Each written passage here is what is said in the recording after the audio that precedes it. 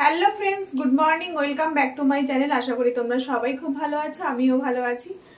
তো রান্নাঘরে ঝাঁজ আসছে, তাই কাশি হচ্ছে। রান্না মোটামুটি চলছে, কিন্তু আজকে একটা সিক্রেট আছে। আজকে এক ইউটিউবার আসছে আমার বাড়িতে, মানে বলতে পারো আমার ভাই। তো অনেকদিন ধরেই ও আসবে আসবে করছিল। তোমরা গেস করো কে আসছে। হ্যাঁ, ওই জন্য একটু আমি বেশি ব্যস্ত হয়ে পড়েছি আজকে, কারণ ওকে বলা হয়েছে দুপুরবেলা এখানে খাওয়া দাওয়া করতে। তাই জন্য রান্না বান্না চলছে ফুল দামে। ফুল দামে বলতে যতটা সম্ভব আর কি। আমি এমনিতেই এই প্রচণ্ড ঠান্ডা পড়েছে, তার মধ্যে যতটা পারছি রান্না বান্না করছি। তো তোমরা গেস করতে থাকো কে আসছে, আর আমিও এদিকে রেডি হই, মানে সব রেডি করতে থাকি। তারপরে সারাক্ষণ তো তোমাদের সঙ্গে আছি। তো যথারীতি রান্না একটু আধটু হয়ে গেছে। তো চলো ব্যাক ক্যামেরায় তোমাদেরকে একটু রান্না বান্না দেখাই। আর বাইরের ওয়েদার কিন্তু খুব ভালো, দেখো বাইরের ওয়েদার প্রচণ্ড পরিমাণে রোদ উঠেছে। শীতকালে একটু রোদ না উঠলে না ভালো লাগে না, মেঘলা মেঘলা করলে বেশি ঠান্ডা লাগে। তো আমার তো শীতকাল মানেই কি বলো তো, সারাদিন গায়ে একটা শীতের কিছু থাকেই, পায়ে জুতো থেকে শুরু করে আর এরকম একটা সোয়েটার আমার সারাক্ষণই পরে থাকি, কারণ আমার শীতটা একটু বেশিই লাগে। গরমের থেকে শীতটা আমি একটু বেশিই কাতর।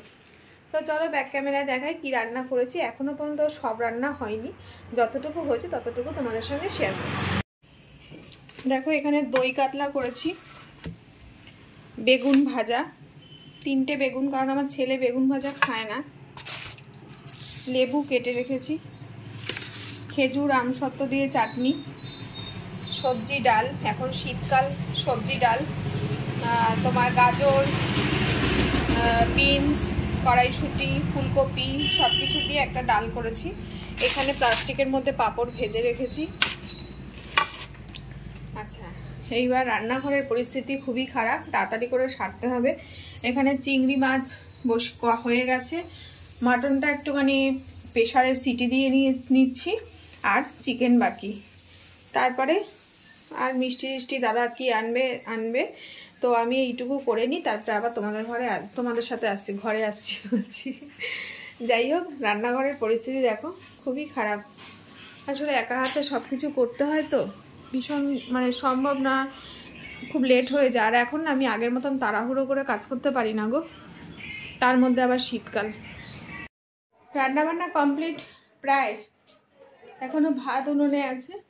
আর যার আসার কথা সে কিন্তু এখনো এসে পৌঁছায়নি, বাজে হচ্ছে 1:45। আর আমি চিন্তা করছি যে ও তো অনেক দূর থেকে আসবে, শুনলাম মানে ও ফোন করেছিল যে বাসে উঠে গেছে, কিন্তু এখনো এত দেরি হওয়ার কথা না, কেন দেরি হচ্ছে জানি না। তো রান্নাবান্না করছি, তো চলো রান্নাঘরে দেখাই তোমাদের, যে যতটুকু দেখালাম তারপরে কি করেছি। বসিয়ে দিয়েছি, এখনো চাল দিইনি। এই যে চাল আরও আছে, মানে ভাতটা যাতে একটু গরম গরম, আর শীতকাল এই মটনটা হয়ে গেছে, এই কড়াইতেই রেখে দিয়েছি, কারণ খাবার সময় একটু গরম করে নেব। আর এখন শীতকাল মানে তো ঠান্ডা খাবার ভালো লাগবে না, যদিও বা 1:45 বাজে, দেরি করছি। ভাতটা ওর জন্য সবার শেষে বসালাম, যে যদি ভাতটা একদম গরম থাকে, আর মটনটা একটু যদি প্রয়োজন হয় গরম করে নেব, তার জন্য কড়াই থেকে আর নামাইনি। তো চলো চালটা দিয়ে দিই, জল গরম হয়ে গেছে, তারপর দেখিও কখন আসে। রান্না বান্না সব রেডি হয়ে গেছে, টেবিলের ওপর সব গুছিয়ে রেখেছি, কিন্তু এখনও এসে পৌঁছায়নি। এদিকেও ভাতও হয়ে এসছে, এবার একটু উপুর করব। সব কিছু দেখো, রান্নাঘরের বাসন টাসন মাজা আমারও কমপ্লিট হয়ে গেছে, সব বাসন মাজা, বাসন মেজে গামলার মধ্যেই ভরে রাখি আমি, তারপরে জলটা ঝরে গেলে এখানে ঝুলিয়ে রাখি। তো এই রান্নাঘর প্রায় পরিষ্কার হয়ে গেছে, শুধু বেসিং একটা বাসন রয়েছে, এটা মাজবো, আর সব নিট অ্যান্ড ক্লিন একদম। তো যাই হোক, তখন শুধু ওর অপেক্ষায় কখনো আসে। বসেই আছি বাইরে, উপরের ঘরে ব্যালকনিতে বসে আছি, কিন্তু পাত্তা নেই তার। সে বলে 2 ঘন্টা না 3 ঘন্টা, 10:30টার সময় বাড়ি থেকে বেরিয়েও নাকি বাস কিছুই পাচ্ছে না আসতে, এত প্রবলেম হচ্ছে। লাস্টে এখন ফোন করলাম, বললো ট্রেনে আমি আছি, দমদমে আছি। তো এই অবধি হচ্ছে আপডেট, তাই তোমাদেরকেও জানিয়ে দিলাম। আর এখন বাজে হচ্ছে 1:30 না 2:45 বাজে। কটা বাজে বাবাই?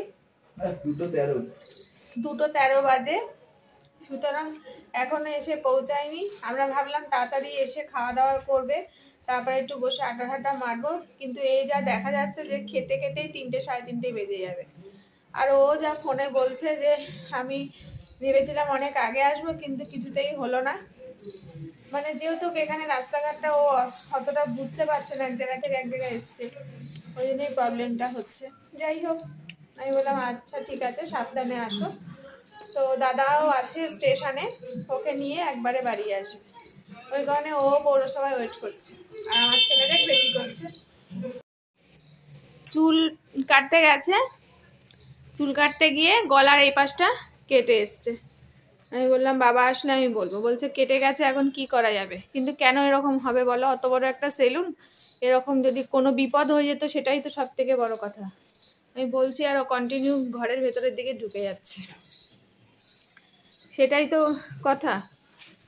ও বলছে এটা হতেই পারে। আমি বললাম ঠিক আছে, বাবা আসুক, দেখা যাবে। দেখো আমাদের এই বাগানটা না,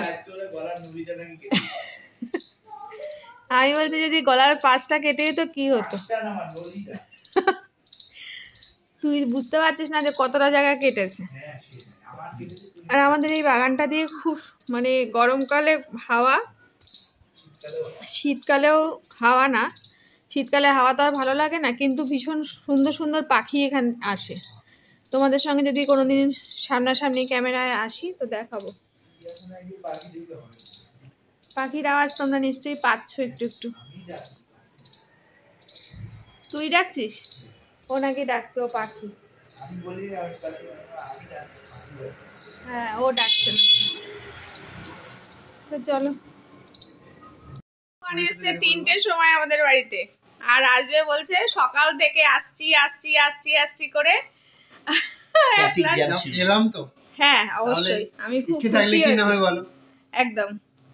অবশ্য এই যে দাদা মানে ওকে ঠিকঠাক করে, দাদা ঠিক বলেছে, হয়তো বাস ঠিকঠাক করে পাইনি। হ্যাঁ, তাড়াতাড়ি বেরিয়েছিলাম। যাক, ও এসছে, এটাতেই আমি খুব হ্যাপি। ও বলেছিল যে দিদি কলকাতায় আসলে আমি আসবই। হ্যাঁ, এসছে, এটাতেই আমি খুশি। আমাদের কাছে অনেক পাওনা।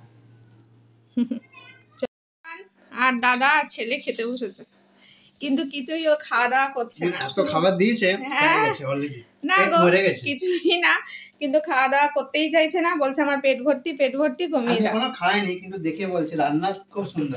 এই না খেয়ে কেউ বলা যায়? না খেয়ে বলে দিচ্ছে, রেস্ট্রিকশন আছে। হ্যাঁ, ওর রেস্ট্রিকশন আছে, ওর একটু পেটের প্রবলেম আছে, তার রেস্ট্রিকশন। আমারও ওরকম আছে, ফ্যাটি লিভার।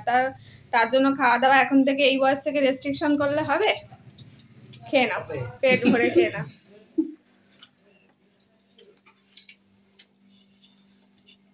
সামনে কে এসেছে? তোকে নিতে এসছে? বলে আমাকে নিতে এসছে, আমার ছেলে বলছে। যা, ঘোড়ার গাড়ি করে বউ নিয়ে আয়। হ্যাঁ, ওকে চড়ি না, ওর 18 বছর বয়স।